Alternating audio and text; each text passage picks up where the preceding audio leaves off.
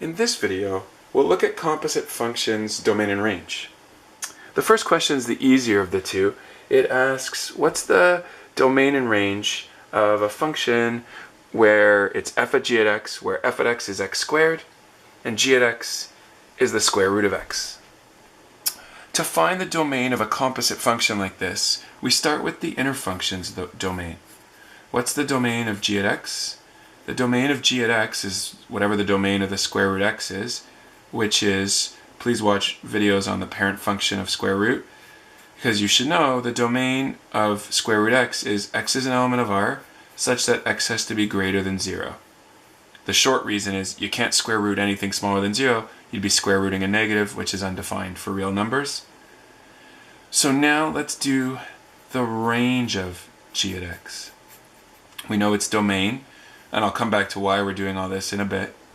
The range of g at x, again, if you know the parent function, you know when you sub in x is greater than 0, or equal to 0. Can you sub in 0? Sure, you can square root 0. You get that the y's become an element of R such that the y's are greater than 0. Can they equal 0? Sure, square root of 0 is 0. And now we have both the domain of g at x and the range of g at x. Finally, we look at the outer function, in this case, the domain of f at x. And we get the domain of f at x is the domain of a parabola, and you should know the domain of all parabolas is x is an element of R. Okay, now the tricky part. We want to find the domain of f at g at x, and that domain is all the x's we can pick here that give us y's here that are allowed in this domain. Let me say that again. We're subbing in x's to g at x and getting y values that we then sub into f at x, and they all have to be allowed. So first thing, our first restriction is you have to choose x is bigger than 0. That automatically is going to be one of our restrictions, because otherwise it would be illegal to put in g at x. So we have to choose x greater than 0. When we do that, we get, for example, sub in 0, you get 0. Sub in 1, you'd get square root of 1 is 1. Sub in 2, you get 1.414.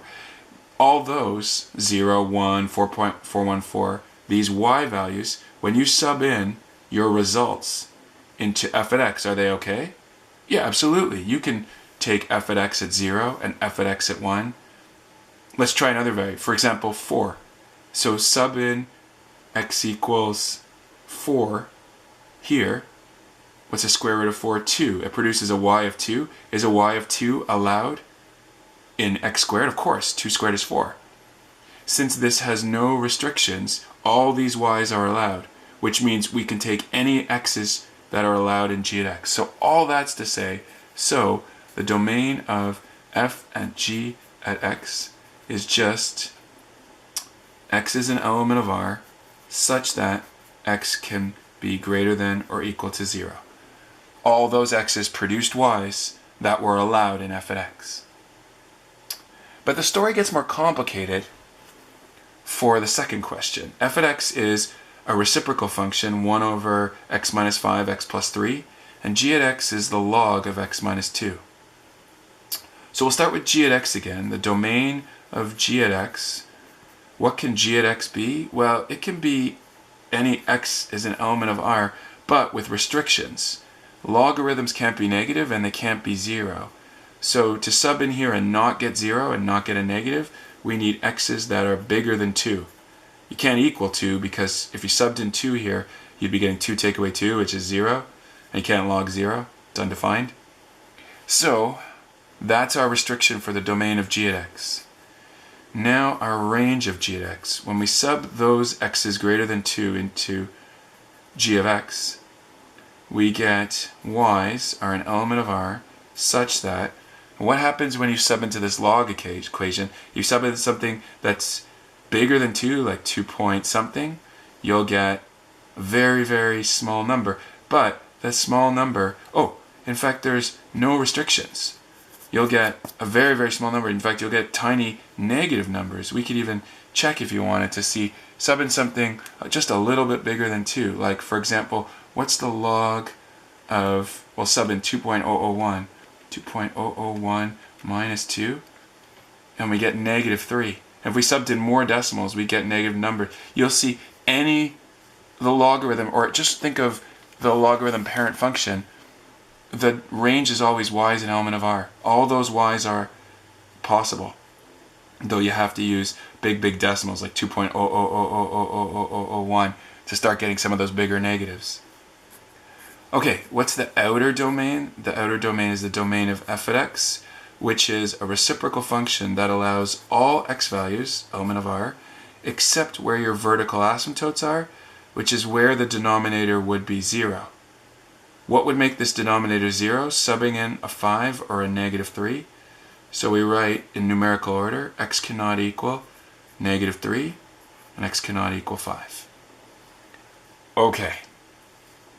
So how do we put that all together? We know that the domain of g at x, right away we have this restriction. We can only pick x's that are bigger than 2. That's going to carry forward. We pick x's bigger than 2 and we get some y's. But some y's are not going to be allowed. That is, when we sub y's into here, we're putting them into f at x.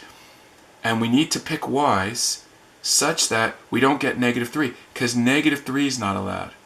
Let me say that again. We have to pick an x here that doesn't produce a y of negative 3 or a y of 5, because from here we're going to sub in negative 3 and 5, which isn't allowed in f at x. So what does all that mean?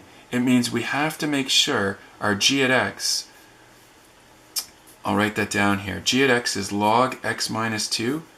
When we sub in an x into here, it cannot equal negative 3. And now we're going to solve this. How do you solve this? Convert it. I call this rule 1. It's the most fundamental rule of converting a log to an exponential. The base is 10. The exponent is negative 3. And the answer is x minus 2.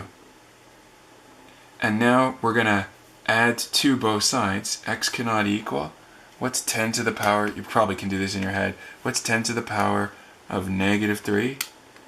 Oh, syntax error. 10 to the power of, I think I typed the wrong key there, 0.001. And I'm going to plus 2 both sides. And I get 2.001. I can do that in my head. So x can't be 2.001. Also, I have to make sure that when I pick an x from here, I don't pick an x that produces a y of 5. That is, what I sub into x here, log of x minus 2, cannot equal 5. That implies, using rule 1, logarithms, 10 is the base, the exponent is 5, the answer is x minus 2. And I can do this in my head, add 2 both sides. This is just 100,000. I know 10 to the power of 5 is 100,000, so I get 100,000 plus 2, which is 100,002. Those are my 2 x's, which are not allowed.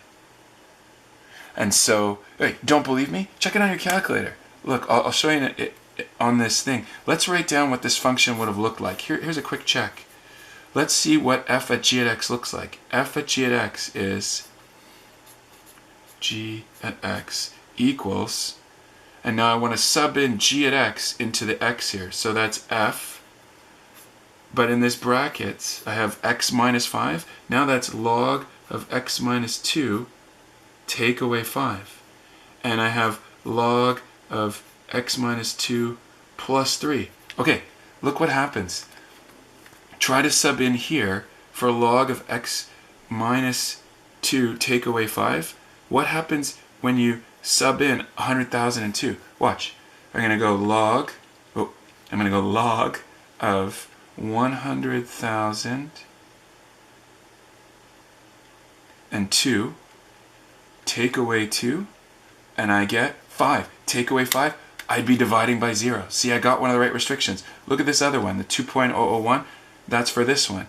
Do the log of, I'm subbing into this bracket here to show it's not going to work.